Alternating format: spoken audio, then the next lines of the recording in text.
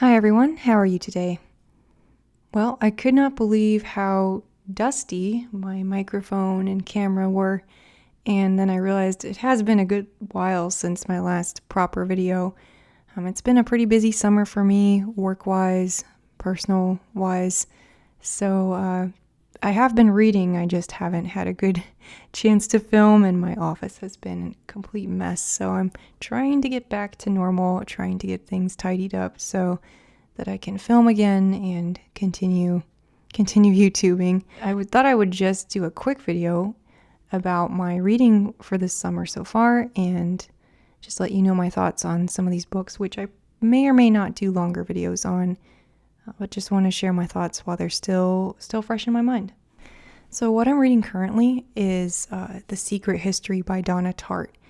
Now this is a little bit outside my comfort zone because this is, well, I think most people view it as a young adult novel. It does follow some college-age students as they attend this prestigious Hampden College in Vermont, I think. Basically, they are studying Greek, and they have this very tight-knit community of Greek students. Greek studying students, and the narrator is from California, so he's sort of an outsider trying to break into this circle, and it's actually a murder mystery told in reverse. So Tartt leads us with here's what happened, and now I'm going to tell you like everything from the beginning. So it's a very long book. I think it's 500 pages or more. And the first 100 pages, I just wasn't really getting into it, but I finally got a bit farther, and now I'm finding it quite interesting. The writing style is very charming. It's got a lot of beautiful descriptions of the college, of the culture, and the nature of the surroundings that this college is in. And I don't know, it's kind of known for being the novel of the dark academia movement, if you've seen that on Instagram or maybe Tumblr. I don't know a lot about that. I have definitely seen it in the past on Instagram when I was on there. I don't think that this book should be looked down on for that. I know some people do, but I do think it has a few flaws, which I'll probably talk about in my review. Still, I am finding it entertaining, and it's getting very suspenseful, so I will give you probably a full review on this in the next few weeks or so. Backing up a little bit, I want to talk about some books I read last month. So first one I want to talk about is The Gate by Natsume Soseki. This is a Japanese novel from around 1910, and I think I might have mentioned it before, but I did finish it, and I really liked it. The ending was extremely startling. This book, by the way, doesn't really have a very gripping plot. It's more of a cultural, religious exploration about this man and his wife living between old Japan and the brink of new democratic Japan and the wave of imperialism that would follow. They both are living this very quiet life in the suburbs of Tokyo. He comments on their financial situation, the relationship with this man's brother, and all of the challenges they face on a day-to-day basis. So this book's not going to be for everyone. It is very slow, and there really isn't much going on, but I found it very moving in parts. I really enjoyed the portrayal of the marriage in this book. It seemed very realistic and very heartwarming, I would say. Yeah, the ending, again, took me by surprise, but the more I've thought about it, the more I think, yeah, that ending was extremely creative, very masterful on the part of Soseki. Just not what you would expect, frankly. And I just really did end up liking it. This was one of my favorite reads of the year so far. Your mileage may vary, but if you like Japanese literature, I would definitely give this a try. Another book that I read last month, or rather, two books, and I'll have to show them on the screen because I don't have them in hard copies, but both of these by Shusaku Endo. The first one's a novel called Sachiko, and the second one is a play called The Golden Country. Those of you who have read Endo before likely came across him through the novel Silence, which is his most well-known work, at least here in the West, which is about Christian persecution in Japan during the Tokugawa shogunate. And I did a whole review series on that, which you can watch if you like. But I have since become quite taken with him as an author, and so I decided to read these two items that I found in my library. Sachiko continues the same theme of Christian persecution, but takes it into the 20th century during World War II, when the Japanese were expected to be completely loyal to the emperor, the divine emperor in their view. And those who were Christians, or Catholics in this case, were viewed with suspicion as being traitors to the country, to the emperor.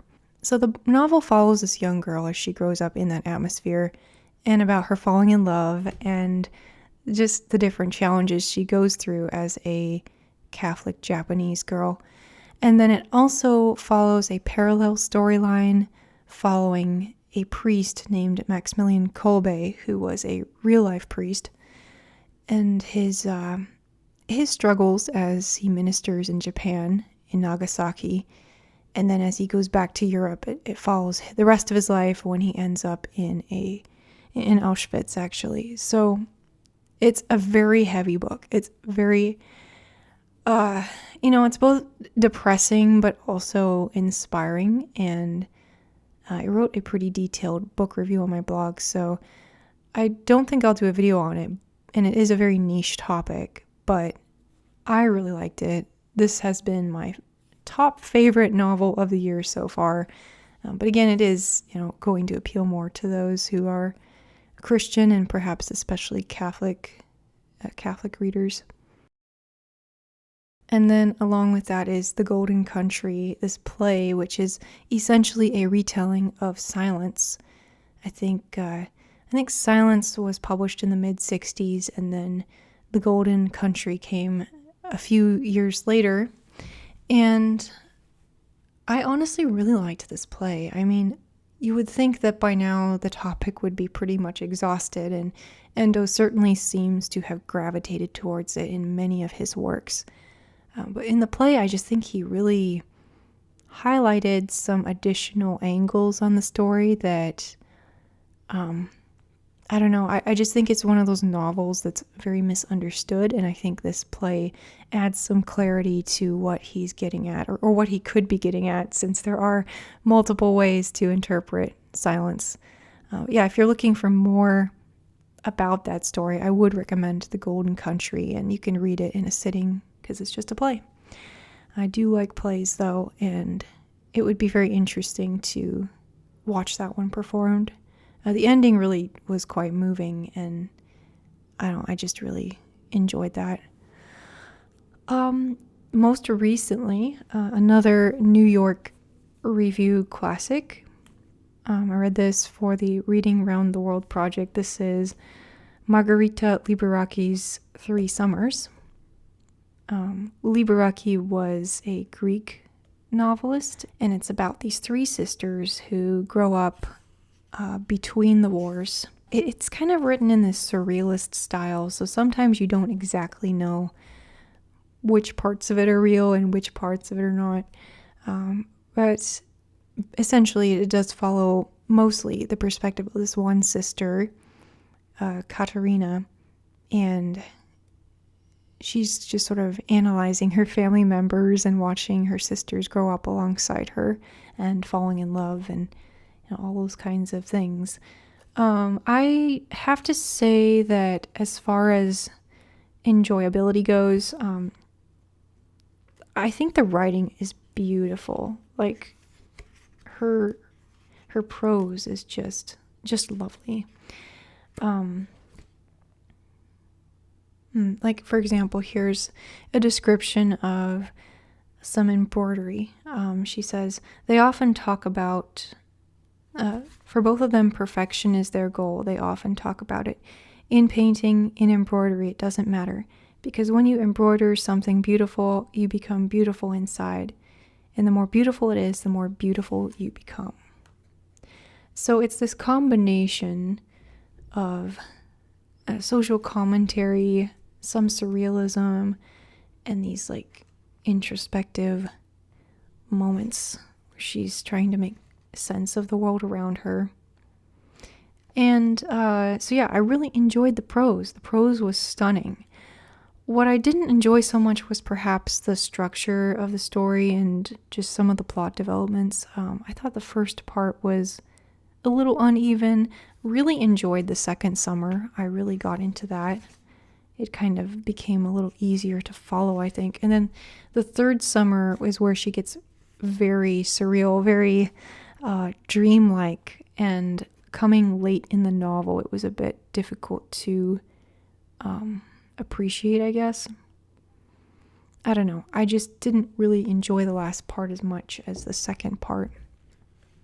But I think that this is worth checking out if you're looking for a Greek novel, especially one that's had a significant impact there, and it's still very readable today. It has a very kind of modern feel to it. So that's 3 summers. A good read for summer. So apart from that, I finally did read An Image of Africa by Chinua Achebe, and I'm going to do a video on that along with Heart of Darkness. I just need to reread Heart of Darkness, and I've been kind of just reading about that whole history a bit more. So I'm looking forward to sharing that. It was a very interesting read because he really condemns Conrad and his novella. So lots of good things to talk about there. And other than that, I think I'm going to be starting The Palace of the Peacock by Wilson Harris. And I just think that finishing up The Secret History is going to be like probably my biggest priority apart from that. And I'm looking forward to doing a video on that too. So, okay, sort of a long summary there, but that's been my reading. Let me know what you've been reading, and I will see you soon. Thanks for watching.